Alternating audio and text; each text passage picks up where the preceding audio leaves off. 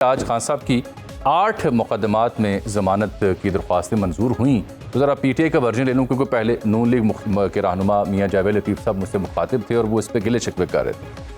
खालिद साहब, सबसे बुनियादी और अहम सवाल कि आज से पहले तक तो आपकी जमात और क़ानूनी हलकों का एक आम फहम मौक़िफ़ ये था कि अदालतें इंसाफ नहीं दे रहीं और हमें इंसाफ नहीं मिल रहा। अदालतों के हवाले से राय जो है वो बयान नहीं कर सकते, ऐसे सख्त अल्फाज भी आपकी क़यादत बोला करती थी। आज क्या अदालतें ठीक हो गई हैं, अच्छी लग रही हैं आज आपको? देखिए जी, आज 2 साल से ज़ायद अरसे बाद सुप्रीम कोर्ट ऑफ पाकिस्तान से इमरान खान साहब की 9 मई के मुकदमात के अंदर ज़मानत मंजूर हुई है।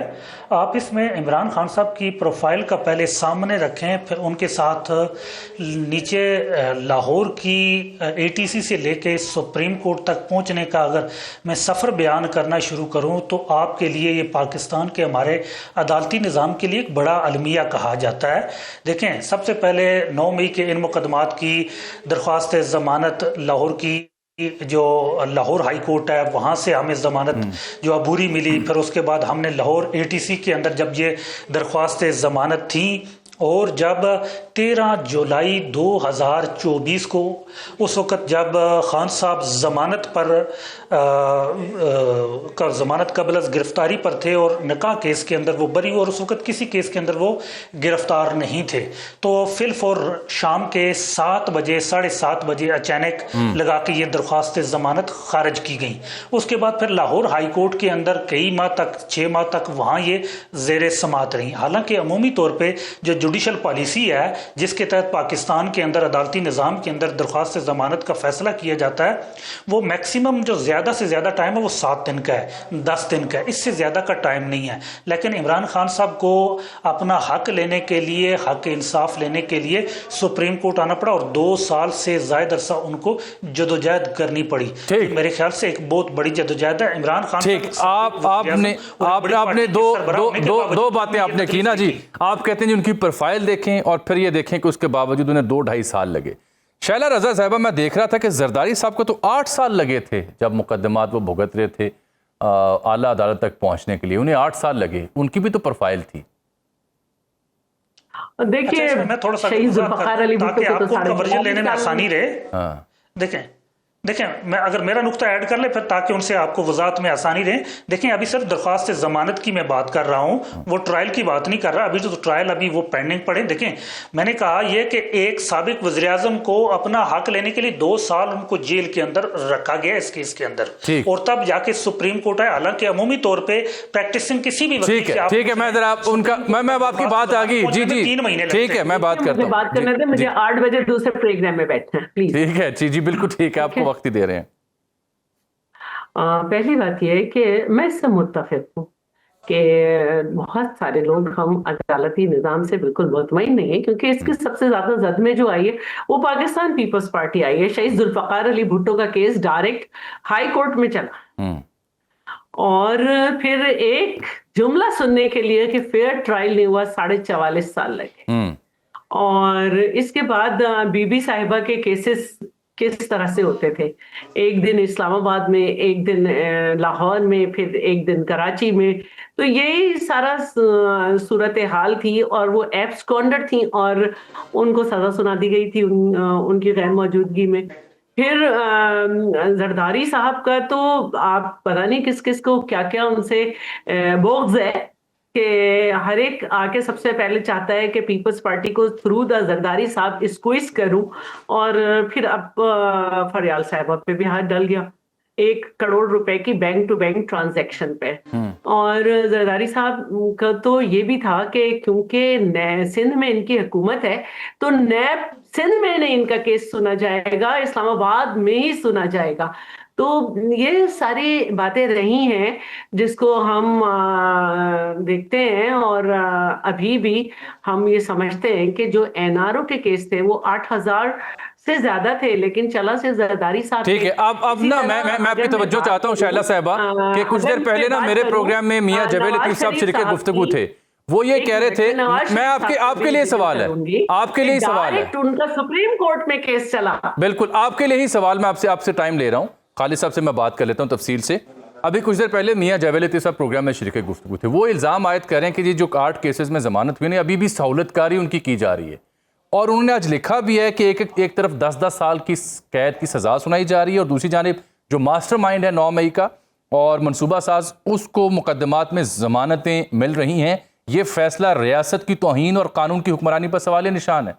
क्या आप समझते हैं ये दुरुस्त उनकी दलील है? देखिए, मैं इसलिए कुछ नहीं बोल रही हूँ कि मियाँ जावेद लतीफ तो लॉयर है ना, मैं नहीं हूँ। और मैं ये समझती हूँ कि अदालतों पे एतमाद या अदालतों के जब फैसले आ जाए ना, जब फैसला आ जाए तो वो अवाम की प्रॉपर्टी होता है। अभी उनकी जमानतें हुई हैं और एक केस में वो कन्विक्टेड हैं, अलकादिर में जो जी है। जी। तो मैं नहीं समझती कि उनकी रिहाई हो जाएगी उस कन्विक्शन की वजह से। बाकी ये है कि अदालतों पे एतमाद तो अब पीटीआई को शो करना होगा, क्योंकि जिस तरह से आज जमानतें हुई हैं, तो एक दफा पहले भी उस वक्त ये बड़े खुश थे जब ये कहा गया था कि इनको इस केस में जमानत दी जाए, जो केस अभी आप समझ रहे हैं कि उनको हमने लाना है और एफआईआर कटनी है, उनमें भी जमानत दी जाए और जो दिमाग में चल रहे हैं उन पर भी दी जाए। तो ऐसा भी हुआ है। तो मैं ये समझती हूँ कि जो भी है हमें इन्हीं अदालतों ही से बिल्कुल ठीक बात है, उसूली तौर पर आप ठीक बात कर रही हैं। मैं खालिद साहब मैंने आपसे बड़ा तफसील से बात करनी है, मैं आपसे तफसील से बात करता हूँ, लेकिन शैला साहब से जरा मैं कराची भी डिस्कस कर लूँ तो मैं आपके पास आता हूँ, आपसे तफसील से बात होगी। शैला साहब, ये शहजाद अकबर साहब ने भी आज लिखा है आज की इन जमानतों के बाद कि जी मौसम बदल रहा है। आपको भी लगता है कि इन जमानतों के बाद कोई मौसम बदल रहा है? आप सियासतदान भी हैं, आपकी निगाह देख पा रही है कि वाकई पीटीआई के लिए मौसम बदल रहा है या ये सिर्फ वक्ती रिलीफ है? मैं इन बातों पे इसलिए वो नहीं रखती तवज्जो कि हमने as the worker of the Pakistan peoples party सियासत के सारे मौसम देखे हैं और हम सिर्फ जद्दोजहद पर और इसी पर ही बिलीव करते हैं और कॉन्स्टिट्यूशन पर। तो अगर वो हर एक की अपनी राय होती है सियासत पे, क्योंकि मैं एक प्रैक्टिकल वर्कर हूँ और मैं ये समझती हूँ कि मौसम कोई भी हो, एक आइडियोलॉजिकल बेस्ड जो पॉलिटिक्स है वो रहनी चाहिए। तो मौसम से मुझे ये भी याद आ रहा है कि मौसम कराची का भी बदला है और जो बारिशें हुई हैं, जिस तरह से पानी वहां खड़ा हुआ, अवामुन्नास की जिंदगी जैसे मुतासर हुई सबसे बड़े शहर के ऊपर। आपकी पार्टी है, फारूक सत्तार साहब ये कह रहे हैं कि 17 साल से यहाँ पीपल्स पार्टी की हुक्मरानी है, 40-45 मिलीमीटर से ऊपर बारिश हो जाए तो पाकिस्तान का इंडस्ट्रियल हब जो है वो डूब जाता है। आपकी हुकूमत की कारकर्दगी के ऊपर सवाल उठ रहे हैं, क्या वजह है कि कराची बारिशें नहीं सह पाता? Who is responsible? मैं समझती हूँ कि 30 साल तो वो में उनकी जमात मेयर रही है, 30 साल तो उनकी जमात का मेयर रहा है। और ये सबको मालूम होना चाहिए कि खानेवाल से कराची तक इसको कहते हैं मैरी टाइम ट्रॉपिकल डेजर्ट, जहां पे बहुत ज्यादा बारिश और बर्फबारी भी हो जाए तो सिर्फ 10 mm उसका रिकॉर्ड हुआ करता था। कराची को उस हिसाब से डिजाइन किया हुआ है जिसमें 40 mm जो है वो यहाँ के नालों की गुंजाइश है और 235 मिलीमीटर 3 से 3.5 घंटे में बारिश जो है वो मुख्तलिफ इलाकों में, जिसमें मंगोपीर में 235, बाकी जगह सब जगह 175 और इस तरह से हुई। तो नाले साफ थे, जब भी तो 5 घंटे में पानी उतर गया। अब लोगों का ये कहना कि जहाज तो इसलिए लैंड नहीं कर पाए, 1-1 घंटे फिजा में रहे कि बहुत बारिश थी और दूसरे एयरपोर्ट पे उतारा गया, लेकिन जब वो बारिश नीचे गिर गई तो पीपल्स पार्टी का कसूर। तो बात यह है कि हम ये कहना चाह रहे हैं कि नाले खुले हुए थे, जब भी 5 घंटे में पानी निकला। सुबह में जो स्पेल आया था 7 बजे, वो 1 बजे तक उतर गया था पानी। ये तकनीकी तौर पर तो आपकी बात ठीक होगी कि लेकिन ये क्या ये तासुर दुरुस्त नहीं है? क्या ये तासुर दुरुस्त नहीं है कि तजावुजात बने हैं, बेहंगम आबादियों का फैलाव हुआ है और नालों के ऊपर आबादियां बनी हैं? मैं इससे इत्तफाक करती हूँ। 34% कराची जो है अंडर द केएमसी है, बाकी 66% अंडर द कैंटोनमेंट बोर्ड है। डिस्ट्रिक्ट सेंट्रल जो है वो केएमसी के अंडर आता है और उसका सारा पानी, क्योंकि उसमें पीछे पहाड़ों से भी आता है, वो 4 घंटों में साफ हो गया। उसके बाद जब ये साउथ की तरफ जाता है, जहाँ पे कैंटोनमेंट एरियाज हैं, जहाँ पे समंदर में जहाँ से पानी जाना है, वहाँ पे नालों पे बहुत ज्यादा तजावुजात हैं, वहाँ पे हमारे अंडर कंट्रोल नहीं है। और जो शारा फैसल है वो भी कैंटोनमेंट का इलाका है। तो ये अब जरा पीपल्स पार्टी के खिलाफ सियासत करते वक्त लोग थोड़ा सा जो है एरियाज डिवीजन को अंडरस्टैंड करें। उसके बावजूद भी हमने अच्छा, मैं मुख्तसर जानना चाह रहा हूं कि आप देखें, आपका हक है, आप बिल्कुल दलील दे सकती हैं, आपकी राय है, आपका बयान है। जो मुतासिर हुआ है शहरी कराची का, वो किससे जवाब तलब करे, वो किससे शिकायत करे? नहीं, वो बिल्कुल क्या कहे? बिल्कुल हमसे जवाब तलब है।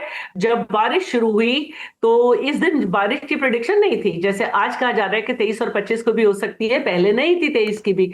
लेकिन मुताल्लिका इदारों ने हर जगह रिक्वेस्ट भेजी कि जो लोग जहां हैं वहीं थम जाएं, क्योंकि 1 बजे से जो शुरू हुई थी तो 5 बज गए थे और इतनी शदीद बारिश थी। तो लेकिन लोगों ने बात नहीं मानी। मेरा घर बिल्कुल मेन आगा खान हॉस्पिटल के सामने है। उस पे दोनों रोड पर एक ही जानिब ट्रैफिक जा रही थी टूवर्ड्स जो है वो हसन स्क्वायर। थोड़ी देर बाद वहां पे बहुत बुरे हालात थे, सारी गाड़ियां एक दूसरे के आगे पीछे खड़ी थी। आवाम ने बात नहीं सुनी और फिर नतीजा ये हुआ कि उनकी गाड़ियां डूबी और सुबह हुकूमत ने अवाम को जिम्मेदार करार दे दीजिए। सीएम साहब 8 बजे निकल आए थे। अगर कोई ये समझ रहा है कि ड्यूरिंग द हैवी रेन कोई मशीनरी काम करके चीजें साफ करेगी, तो ऐसा नहीं होता। बाखबर रहिए हर जगह हर वक्त बर वक्त। अभी सुनो न्यूज का यूट्यूब चैनल सब्सक्राइब करें और बेल आइकन पर क्लिक करें और जानिए मुल्की और गैर मुल्की हालात व वाकयात यकीन के साथ।